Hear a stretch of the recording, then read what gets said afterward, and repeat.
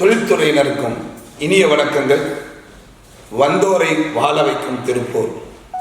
திருப்பூர் பின்னலாடை தொழில்துறை வரலாறும் அதன் வளர்ச்சிகளும் என்ற தலைப்பில் தொழில்துறையினருக்கும் நேயர்களுக்கும் பொதுமக்களுக்கும் ஒரு நெடுந்தொடராக திருப்பூர் என்ற இந்த புண்ணிய பூமியினுடைய தொழில் தொடக்கம், அதனுடைய வளர்ச்சி, சேவைகள், அந்த வரலாற்று பதிவுகள் அனைத்தையும் ஒருங்கிணைத்து வழங்க வேண்டும் என்பதுதான் இந்த தொடரின் நோக்கம். அந்த வகையில் திருப்பூர் தொழில்துறையில் தாய் சங்கமாக அறியப்பட்டிருக்கிற திகழுகிற சைமா சங்கத்தில் நாம் இருக்கிறோம். அன்பானவர்களே, நமது நுகர்வோர் எக்ஸ்பிரஸ் 25 ஆண்டு காலம் இந்த பின்னலாடை தொழில்துறையில் பிரிக்க முடியாத பந்தமாக திகழ்கிறது என்றால், நுகர்வோர் எக்ஸ்பிரஸையும் வளர்த்து எடுத்தது இந்த தொழில்துறை என்று சொன்னால் அது மிகையாகாது. யாரெல்லாம் தங்களுடைய கடமைகளை சரியாக செய்கிறார்களோ அவர்களையெல்லாம் வளர்த்து ஆளாக்குவதுதான் இந்த தாய் மண்ணினுடைய பண்பாக இருக்கிறது. அந்த வகையில் நாமும் இந்த 25 ஆண்டு கால இந்த வளர்ச்சிக்கு காணிக்கையாக இந்த வரலாற்று பதிவுகளை நேயர்களுக்கு தொகுத்து வழங்க இருக்கிறோம். உங்களுடைய அன்பும் ஆதரவும் நுகர்வோர் எக்ஸ்பிரஸுக்கும் நம்முடைய யூடியூப் சேனலுக்கும் தேவை. இந்த தொடரில் வருகிற ஒவ்வொரு நிகழ்வுகளையும் நாங்கள் மிக நுணுக்கமாக எங்களுடைய அனுபவத்தின் மூலமாக நாங்கள் ஒருங்கிணைத்து அதை நேயர்களாக உங்களுக்கு வழங்குகிறோம். நிச்சயமாக இது ஒரு மிகப்பெரிய பதிவாக, வரலாற்று சான்றாக, ஆவணமாக இருக்கும் என்பதில் ஐயமில்லை. உங்களுக்கு தெரிந்த உங்களுடைய நண்பர்கள், உறவுகள், தொழில் முனைவோர்கள் அனைவருக்கும் இந்த காணொளியை நீங்கள் பகிர வேண்டும். இந்த வரலாற்றை உலகமே அறிய வேண்டும் என்பதுதான் நோக்கம். அந்த வகையிலே நாம் இப்பொழுது முதலாவது சந்திக்க வந்திருப்பது தாய் சங்கமான சைமா சங்கத்தின் தற்போதைய தலைவர். 70 ஆண்டு காலம் பின்னலாடை தொழிலின் தொடக்கம் முதல் இப்பொழுது வரை அறிந்திருக்கிற ஒரு மிகப்பெரிய சான்றோர், மதிப்பிற்குரிய ஐயா வைக்கிங் ஈஸ்வரன் ஐயா அவர்களைத்தான் நாம் சந்திக்க வந்திருக்கிறோம். அவரிடத்தில் நிறைய இந்த தொழிலினுடைய தொடக்கம் சார்ந்த நிறைய கேள்விகளை எழுப்ப போகிறோம். உங்களுக்காக இதோ ஐயா அவர்களை சந்திக்கிறோம். ஐயா வணக்கம். மிக்க மகிழ்ச்சி. வணக்கம் வணக்கம் வணக்கம். சொல்லுங்க. எங்களுக்காக நேரம் ஒதுக்கி பின்னலாடை தொழில் வரலாறு எல்லாரும் அறிய வேண்டும் என்கின்ற அந்த உத்வேகம் உங்களுக்குள்ளாகவும் இருந்ததினாலே இந்த நல்ல நேரத்தை எங்களுக்கு வழங்கியமைக்காக நன்றி. அண்ணா, 1936ஆம் ஆண்டிலிருந்து, ஏனென்றால் திருப்பூர் தொழில்துறையை குறித்த வரலாற்று பதிவுகள் 1936ஆம் ஆண்டு குலாம் காதர் என்கின்ற ஒரு ஐயா கல்கத்தாவுக்கு பயணித்தார். அங்கே இந்த நிட்டிங் பின்னல் எந்திரத்தை அவர் பார்த்தார். அதன் பிறகு இந்த தொழில் வளர்ந்தது என்று மேலோட்டமாக அறியப்படுகிறது. நீங்க அதை நேரடியாக பார்த்தவர், உணர்ந்தவர். நம்ம இந்த வரலாற்று பதிவுல உங்களுடைய அனுபவத்தின் மூலமாக நீங்கள் கேட்டு கண்டு உணர்ந்து செயல்புரிந்த காரியங்களை நமது நேயர்களுக்காகவும் தொழில்துறையினருக்காகவும் பகிர்ந்து கொள்ளுங்கள். முதலாவது, இந்த தொழிலை இங்கே கொண்டு வந்த அந்த தருணத்தை ஒரு 70 ஆண்டுகளுக்கு பின்னாடி நம்ம போயிடலாம் ஐயா. நீங்க ஆமா, அப்போ உங்களுக்கு நீங்க எப்படி சின்ன வயசுல இருந்தீங்க, எப்படி இந்த தொழில் இங்கே கண்டுபிடிக்கப்பட்டது, அதை சொல்லுங்க. இந்த தொழில் அதாவது அன்னைக்கு அந்த காலகட்டத்தில் குலாம் காதர் அவர்கள் சினிமா சம்பந்தமான ப்ராஜெக்ட் ஏதாவது பேர் பார்ட்ஸ் இதெல்லாம் வேணும்னா முதல்ல கல்கட்டா தான் போகும், எங்கேயுமே கிடைக்காது. அதனால அவர் அதுக்காக கல்கட்டா போய் அடிக்கடி போயிட்டு இருக்காரு, வந்துட்டு இருப்பார். அதில் அவர் அங்கே பார்த்ததில் ஒவ்வொரு வீட்லேயும் இந்த பனியன் மிஷின் இது பண்ணி வச்சு ஓட்டி பார்த்துருக்காங்க, பண்ணியிருக்காங்க, செஞ்சுருக்காங்க. இதை பார்த்து அடிக்கடி ஒரு பார்த்து அவருக்கு யோசனை வந்து ஒவ்வொரு வீட்டுக்கு வீடு அந்த பின்னல் மிஷின் இருக்கு. ஆமாம், கையால் சுற்றுக்கிற மிஷின் இங்கே செய்கிறாங்களே, நாம் திருப்பூரில் செஞ்சு பார்த்தா என்னன்னு சொல்லி குலாம் காதர் அவர்கள் இங்கே திருப்பூரில் அந்த மிஷின் ஒன்று வாங்கிட்டு தயார் பண்ணுறதுக்கு ஏற்பாடு பண்ணியிருக்காரு. அது தயார் எப்படியோ எப்படி தயார் பண்ணி போட்டார், ஆனால் விற்க முடியல. அதை தயார் பண்ண அந்த துணியை விற்க முடியல. காரணம் அன்னைக்கு இருந்த சூழ்நிலையில் ஒரே டயாமீட்டர் தான் இருக்கும். அது நல்லா விரிஞ்சு கொடுக்கறதுனால நீளம் வெட்டினா பெரியவங்க போடல, நீளம் கம்மியாக இருந்தது சின்னவங்க சரியாக இருக்கிற மாதிரி பண்ணதுனால ஓரளவு பண்ணி மேக்ஸிமம் முயற்சி பண்ணியிருக்காரு. கையில் சுத்தம்.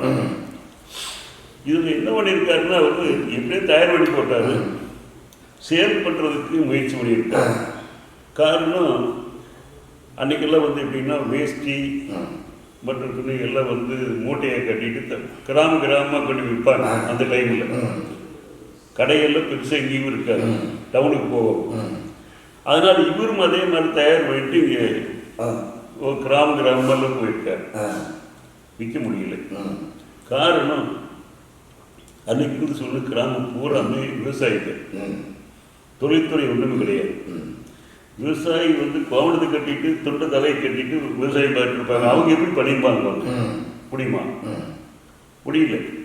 இவரும் மேக்சிமம் என்னென்னமோ முயற்சி பண்ணியிருக்காரு, பண்ண முடியல. இப்படி இருக்கும்போது இன்னொரு 2 நண்பர்கள் நான் எங்களுக்கு கொடுத்துட்டு நாங்கள் செஞ்சு பார்க்குறோம்னு சொன்னாங்க. அன்னைக்கு சரி இந்த வேலை வேண்டாம்னு சொல்லி அவங்க கொடுத்துட்டாங்க. அவங்க என்ன பண்ணாங்கன்னா அவங்களும் செலவு போட்டிருக்காங்க. தயார் பண்ணுறது, செலவு பண்ணுறது, தைக்கிறது சாதாரண வேலை இல்லை. அதனால அவங்களும் தயார் பண்ணிட்டாங்க.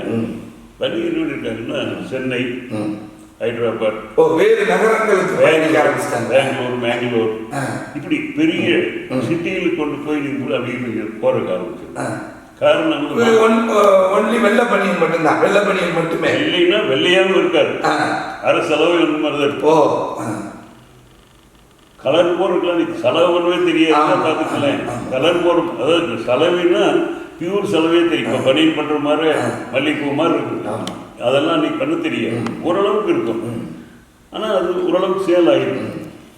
அப்படியே கொஞ்சம் கொஞ்சமாக சேல் ஆக கொஞ்சம் மார்க்கெட் அவங்க பண்ணிட்டாங்க. அப்புறம் என்ன ஆச்சுன்னா அதை கொஞ்சம் டெவலப் பண்ணி மிஷின் வந்து பவரில் ஓடுற மாதிரி பழைய மிஷின் கிடைச்சிருக்குது. பழைய மிஷினில் பவரில் ஓடுற மாதிரி அதையும் வாங்கிட்டு வச்சு இந்த நூலுக்கெல்லாம் ரொம்ப டிமாண்ட். எங்கேயுமே இந்த ஒசேரி நூல் கிடைக்காது. அதனால எப்படியோ கொஞ்சம் வாங்கி இது பண்ணி எப்படியோ அந்த பவரில் ஓடுற மாதிரி மிஷின் வாங்கினோடனே ஓரளவு ப்ரொடக்ஷன் கொஞ்சம் வந்திருக்குன்னு கொஞ்சம் வேகமான ப்ரொடக்ஷன் அதிகமாக இருக்குது. இது கொஞ்சம் அப்படியே ஒரு பண்ண செலவு பண்ணோடனே என்ன பண்ணுறதுங்கிறதுக்காக ஒரு யோசனை பண்ணியிருக்காங்க. முதல்ல அவங்க செலவு பண்ண வித்தியாசமாக வேற. இது எல்லாம் கொஞ்சம் பேர் எல்லாம் பண்ண உடனே இந்த பக்கத்தில் கிராமத்தில் இருக்கிற விவசாயிகள் அப்போல்லாம் தண்ணி பஞ்சம். ஒரு தோட்டத்தில் எடுத்தீங்கன்னா விவசாயம் பண்ணுறது தண்ணி பத்தாது. வானம் பார்த்த பூமி தான்.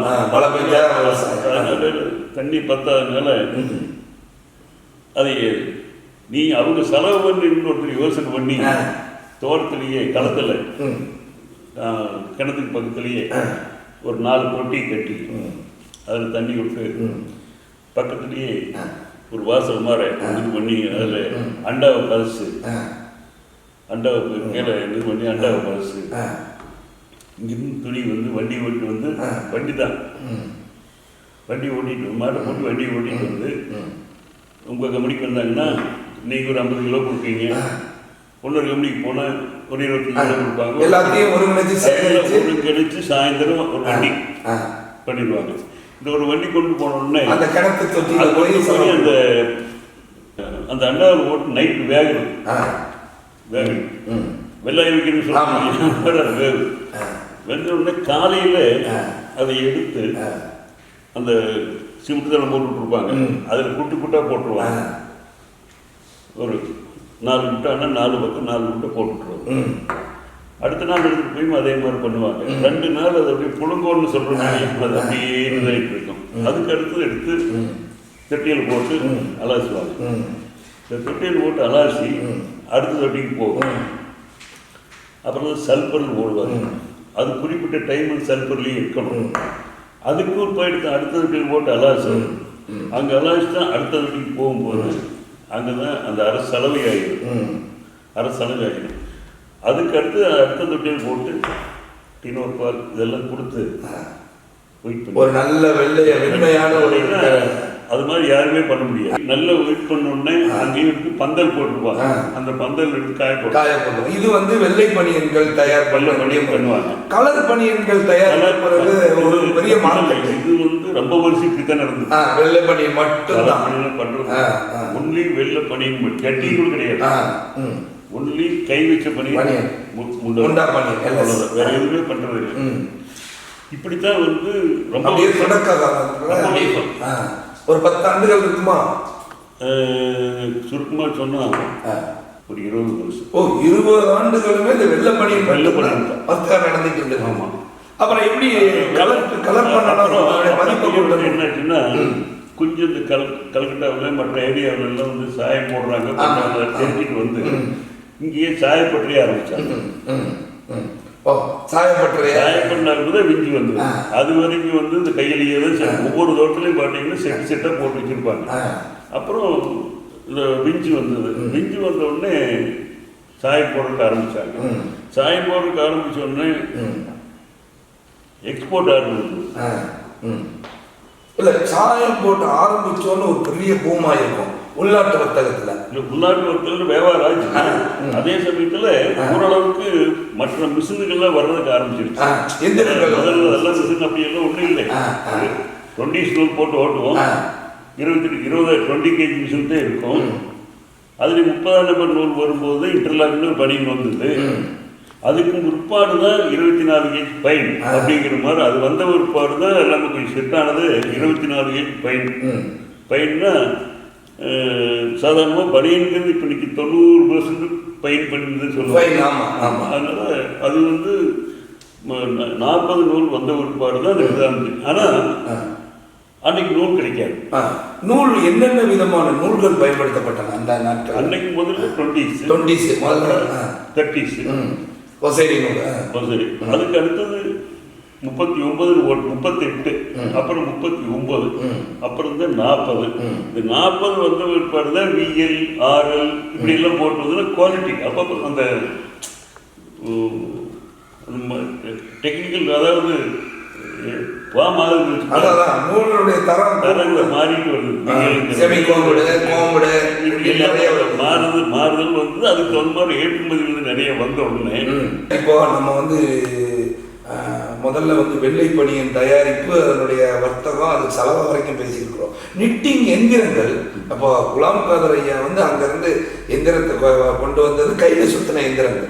அப்போ அவருடைய நண்பர்கள் சந்தைப்படுத்திய பிறகு தொழில் வேகமாக வளர்ந்துருக்கும். நிச்சயமாக அவங்க நிட்டிங் எந்திரத்தை வந்து அதிகமான தேடுதலோடு அவங்க வந்து நிறைய எந்திரங்கள் அவர் கொண்டு வந்த மிஷின் வந்து தயார் பண்ணதல்ல, இந்தியாவில் பண்ணதல்ல. அந்த லீங்கிறவர் அவரு 1588 பண்ணது.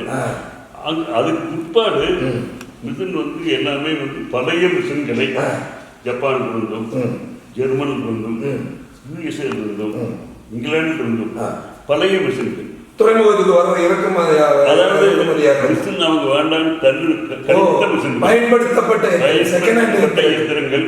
அது கப்பல்ல வந்து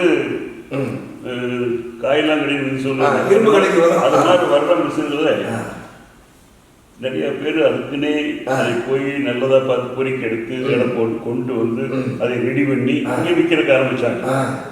அது மட்டுமல்ல, நிட்டிங் மிஷின் மட்டுமல்ல, டிச்சிங் மிஷின், தையல் எந்திரங்கள் ஜப்பான்ல இருந்து வந்தது, ஜெர்மன்ல இருந்து வந்தது. அதாவது எமோட்டோ ஓவர்லாக்னு வரும் ஜப்பான்ல இருந்து. இங்க இருந்து மவுசர்னு வரும், ஜெர்மன்ல இருந்து வரும் மவுசர்னு வரும். அது மாதிரி சிங்கர் ஓவர்லாக்னா அது பெரிய பெரிய வேலை ஆச்சுங்களா. அப்புறம் செயின், அப்போ முதல்ல தைக்கிறது செயின் தான் சொல்லுவோம் தைக்கிறது. அது வந்து ஒரு நூறு இதாச்சுன்னு பூரா வந்துடும். அப்புறம் வந்து செயின் லாக் பண்றது அது மாதிரி வந்தது. இல்லை, நம்ம இப்போ நிட்டிங் எந்திரங்கள் இந்த மாதிரியான பயன்படுத்தப்பட்ட நிட்டிங் எந்திரங்களை கொண்டு வந்து அதை பழுது பார்த்து இயக்க நிலைக்கு கொண்டு வந்து அதுல இருந்து துணி உற்பத்தி பழைய மிஷினை வாங்கி திருப்பூர்ல நிறைய கம்பெனிங்க இப்படியே தொழில் வேகமாக வளருது. பழைய மிஷினா இருந்தாலும் கூட நல்ல அங்கேயே போய் பார்த்து வாங்கிட்டு வந்து எல்லாம் நல்ல பழைய மிஷின் பழசு வாங்குறதுக்கு ஒரு வாய்ப்பு இருந்தது, போய் வாங்கிட்டு வந்து செஞ்சாங்க. அதன் மூலமாக உற்பத்தி பெருசாக பண்ண முடியல, ஓரளவுக்கு பண்ண முடியும். அப்புறம் அதுக்கு அடுத்தபடியாக தான் லூதியானாவில் பிஎம்டபிள்யூன்னு பஞ்சாப் மிஷனரி ஒர்க்ஸ் அவங்க வந்து பிஎம்டபிள்யூங்கிற நான் சிங்கர் பாடி மிஷின் பண்ணாங்க. சிங்கர் பாடிங்கிறது அதுதான் சிங்கர் பாடி. அவங்க தயார் பண்ணி உள்நாட்டிலேயே சந்தைப்படுத்துகிற தயார் வந்தாங்க. பெரிய டிமாண்ட், சாதாரண டிமாண்ட். 5 வருஷம் ஆகும். ஒரு மிஷினுக்கு ஆர்டர் கொடுத்தோம்னா 4 மிஷின் வேணும்னு சொன்னோம்னா 5 வருஷம் ஆகும். ஓ, டெலிவரி பண்ணுறதுக்கு 5 ஆண்டுகள் ஆகும். கண்டிப்பாக. அதுக்கு அங்கே பஞ்சாப்லேயே வந்து ஒரு 2-3 யூனியன் இந்த லேட் ஆகிறதுக்காக சோல்சன், ராஜ் மெக்கானிக்கல் இப்படி நிறைய கம்பெனி அங்கேயே ஆரம்பிச்சாங்க. நிறைய மிஷின் தயார் பண்ணுறதுக்கு ஆரம்பிச்சு போட்டி போட்டு அவங்க சப்ளை பண்ணுறதுக்கு ஆரம்பிச்சாங்க. ஆனால் அந்த பிஎம்டபிள்யூ மட்டும் அப்படியே டிமாண்டோடைய இவங்கெல்லாம் நிறைய தயார் பண்ணாங்க, வந்தது எல்லாமே இதாச்சு. அதன் மூலமாக தொழில் வேகமாக வளர்றதுச்சுங்க. அதே மாதிரி நிட்டிங் மிஷின், டிச்சிங் மிஷினை பொறுத்தளவுக்கு அன்னைக்கு எல்லாமே 90% பழைய மிஷின் தான் வாங்கி பண்ணிட்டு இருந்து எல்லாமே பண்ணிட்டு இருந்தோம். அதுக்கு பிற்பாடு எமோட்டோ ஓவர்லாக் ஜப்பான்லேருந்து, அன்னைக்கு ஜப்பான்லேருந்து தான் வரும். ஜப்பான் அது வந்த பிற்பாடு தான் எமோட்டோ ஓவர்லாக், பேட்லாக் இதெல்லாம் அது வந்த பிற்பாடு தான் இந்த பனியன் தொழிலுக்கு மிகப்பெரிய ஒரு ஒரு உற்பத்தி அதிகம் பண்ணுறதுக்கு அவ்வளோ ஒரு உறுதுணையாக இருக்குதுங்களா. அதாவது ஜப்பானுக்கு வந்து எமோட்டோ ஓவர்லாக். அப்போ லூதியானாவில் ஓவர்லாக் தயார் பண்ணாங்க. அது என்ன ஆகுதுன்னா அந்த ஓவர்லாக் எல்லாம் குரு ஓவர்லாக்கு இப்படி எல்லாம் ஒரு 4-5 கம்பெனி பண்ணாங்க. சக்ஸஸ் பண்ண முடியல. பண்ணி கொடுத்தாங்க. நாங்கள் அதையும் வச்சு வேலை பார்த்தோம். அந்த மிஷினையும் வச்சு வேலை பார்த்தோம். அங்கிருந்து வர்ற மிஷினு 2500 ரூபா 2500 புது மிஷின். அப்போ இது இங்கிருந்து வர்ற மிஷினு 550 ரூபா. அது அந்த காலத்தில் ஆமாம் 550 ரூபா தான். ஒரு செயின் மிஷின் 250 ரூபா பார்த்துங்களா. அது மாதிரி ஆனால் வேலையை அப்படித்தான் இருக்கு. அதாவது கொஞ்ச நாளைக்கு ஸ்பீடாக தைக்காதையும்பாங்க, அப்புறம் கறியாக வரும், அப்புறம் அடுத்தது சரியாகும்போது லூஸ் ஆகிடுங்க. அது மாதிரி இந்த எமோட்டோ ஓவர்லாக்கும் ஜப்பான்லேருந்து வந்தது, அடுத்து தைவான்லேருந்து வந்தது, கொரியாவிலேருந்து வந்தது. இவங்க வந்து தான் இறக்குமதி பண்ணுறதுக்கு ஆரம்பித்தாங்க. எல்லாம் டையிங் ப்ராசஸ் தொடங்கினோடனே விதவிதமான கலர்களில் வந்து பனியன் வந்து நீங்கள் வெள்ளை பனியன் மட்டும் ஒரு 20 ஆண்டு காலம் நீங்கள் வர்த்தகம் பண்ணிட்டு இருந்த நீங்கள் டையிங் தொழில்துறை வந்து எப்படி உருவாச்சு, வளர்ந்துச்சு, அதனுடைய ஆரம்ப காலகட்டங்கள் என்ன, அப்புறம் விஞ்ச் டையிங்க்கு அப்புறம் சாஃப்ட் ப்ளோ இதெல்லாம் வந்துச்சு. டையிங் வந்து எப்படி ஆடைகளுடைய மதிப்பை கூட்டி வர்த்தகம் வளர்றதுக்கு உதவி செஞ்சிச்சு? இல்லை, மக்கள் மத்தியில் அன்னைக்கு வந்து இந்த பனியனை பற்றி பெருசாக நினைக்கல. பனியனில் ஒரு சௌகரியம் என்ன அப்படின்னா, சாதாரணமாக முந்தி காடா துணியில் டெய்லர் கடையில் கொடுத்து போட்டுக்குவாங்க. அது அப்படியே ஷர்ட் அப்படின்னு மாதிரி இருக்கும். அதுதான் மெயினாக இருக்கும். ஓகேங்களா. இது அப்படி பிடிக்காது, இது உடம்பு பிடிக்கல. இது வந்து இந்த பனியன் வந்து அதாவது ஃப்ளெக்சிபிளாக இருக்கும், உடம்பு பிடிச்சிருக்கு. பின்னல் போடும்போது உங்களுக்கு அது ஃபிட்டிங் அது இன்னும் தனியாக ஒரு இதாக இருக்கும். ஒரு சௌகரி அதை போட்டோம்னா அதை எல்லாம் போட முடியும். இப்போ அது எங்கேயும் யாருமே காணும். அப்படியே இருந்தாலும் வாயில்ஸில் தான் சில பேர் செஞ்சு போட்டு தைச்சு போட்டுருக்காங்களே தவிர இந்த பனியன் போட்டு யூஸ் பண்ணி பழகிட்டா அந்த பனியன்லாம் போட முடியாது. ஆனால் இப்போ நீங்கள் 100% அதே மாதிரி ஆயிடுச்சு இல்லையா. அதில் வந்து கலர் வந்து காரணம் என்னென்னா, முதல்ல கலர் வந்து வரல, கொஞ்சம் காலம் மாற மாற அந்த கலர் ஒவ்வொருத்தரும் கொஞ்சம் மாறும் இல்லையா. முதல் குழந்தைகளுக்கு மட்டும் போட்டோம், சின்ன பனியன்னு குழந்தைகளுக்கு மட்டும் போட்டது. அப்புறம் லைட் கலராக போட சொன்னாங்க. அப்புறம் பார்த்தா மீடியமாக இருக்குன்னாங்க, டார்க்னா அப்புறம் பார்த்தா எல்லா கலரும் வந்துருச்சு. அப்புறம் இந்த விஞ்சு நிறைய வந்தோடனே கலர் எல்லா கலருமே என்ன கலர் வேணாலும் போட முடியுங்கிற வந்துருச்சு. அதில் இந்த சாப்பிட்லோ வந்து ஒரு பாரு தான் ரொம்ப இம்ப்ரூவ்மெண்ட். அதுக்கு முந்தி வந்து கொஞ்சம் பிரச்சனைகள் வந்துட்டு விஞ்சில் போட்டு ஓடும்போது கொஞ்சம் பிரச்சனைகள் இருந்தது. இப்போ சாப்பிட்லோ வந்து ஒரு பாரு பார்த்தீங்கன்னா ஏராளமாக இப்போ இருக்கிறது பார்த்தீங்கன்னா மொத்த டோட்டலில் தயார் பண்ணுறதில்ல. ஒரு 60% கலர் ஆகிடுச்சு. ஆமாம், 40% இன்னைக்கு ஒயிட் இருக்குது. இருக்கு. ஆமாம், வெள்ளை மட்டும் போடுறவங்க இருக்காங்க. உள்ளாடைகளில் முண்டா பனியனை போட்டுட்டு தானே வெள்ளை பனியன் போடுறவங்க இன்னமும் இருக்கிறாங்க. ஆச்சுங்களா? அதில் பனியன் மட்டும்தான் அப்படி இருக்கு. அதிகமாக வந்து அண்டர்வேர் இதெல்லாம் போடும்போது கலர் தான் போடுறாங்க. அதனால 40% தான் பனியன், வெள்ளை பனியன். அப்புறம் எல்லாமே கலர் தான். அப்போ டையிங் தொழில்நுட்பம் திருப்பூரில் வந்த பிறகு தொழில் அடுத்த கட்ட ஒரு வேகத்தை எட்டி இருக்குமே, அதை நீங்கள் டையிங்கில் வந்து அந்த டையிங் நம்ம திருப்பூரில் சொல்லிட்டு இருக்காங்க எல்லாருமே. இந்த டையிங் வந்ததுனால திருப்பூரே பொல்யூஷன் ஆயிடுச்சு. பொல்யூஷன் ஒரே கெட்டு போச்சுங்கிறாங்க. ஊர் கெடாததுக்கு முந்தி ஒரு ஏக்கரா 2000 ரூபாய்க்கு விற்று இன்னைக்கு 2 கோடி ரூபாய்க்கு. ஆமாம், இல்லை உண்மை நான் சொல்கிறேன். நான் என்ன சொல்கிறேன்னா, அன்னைக்கு திருப்பூர் பொல்யூஷன்றது பிரச்சனையாச்சு, இல்லைன்னு சொல்லவில்லை. ஆனால் அது வந்தங்காட்டிக்கு தான் உலக நாட்டில் நம்ம கொஞ்சம் பேர் வந்த காரணம் அன்னைக்கு செலவு கம்மி, ரேட் கம்மியாக எல்லாத்துக்கு போட்டி போட்டு நம்ம கொடுத்தோம். கலர் இது என்ன வேணுமோ கொடுத்தோம்.